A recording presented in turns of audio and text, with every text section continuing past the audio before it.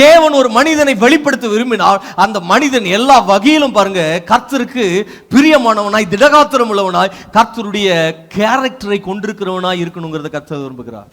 இது ஆண்டவர் ப்ராஃபஸியா சொல்றாரு உங்க வாழ்க்கையில. இதோட முடிஞ்சது இல்ல, எனக்கு வந்து சோர்சஸ் போயிடுச்சு, இல்ல இல்ல இல்ல, முன்னை விட நீங்கள் இனி உயரமாய் பரப்பீர்கள். இது தேவனுடைய வார்த்தை சொல்லுகிறது, தேவன் சொல்லுகிறார். நீங்க உங்க கரியர் முடிஞ்சதுன்னு நினைக்கலாம், உங்க age no no no no no. கர்த்தர் பறக்க செய்வார். ஒரு ஸ்மால் ஐடியா போதும் யோசேப்பு அரியணையில வைப்பதற்கு. விடுதலைங்கிறது என்ன தெரியுமா? பலவீனம் வரும் பொழுது அந்த பலவீனத்துக்கே நான் பலவீனத்தை காண்பிக்காதபடி இருக்கிறதா பாருங்க விடுதலை. உங்களை பார்க்கும் பொழுது பலவீனத்தில் இருக்கீங்கன்னு ஒருவரும் சொல்லக்கூடாது.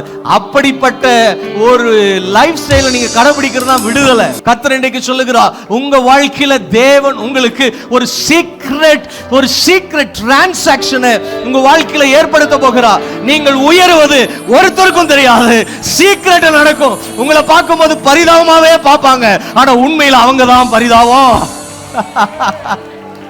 இந்த வருஷத்துல தேவனோடு நல்ல நெருக்கம் அடைய ஆரம்பிங்க. எப்படி நெருக்கம்னு சொன்னா, ஒரு கணவன் மனைவியினுடைய நெருக்கத்தை போல நீங்க நெருக்கம் அடைய ஆரம்பிங்க.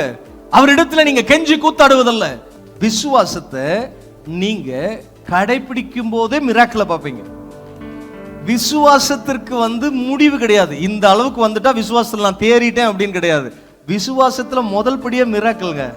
நீங்கள் இப்படி ஜெபிக்கும்படி கர்த்தர் உங்களை அழைக்கவில்லை, நீங்கள் இப்படி ஜெபிக்கும்படி கர்த்தர் உங்களை அழைத்திருக்கிறார்.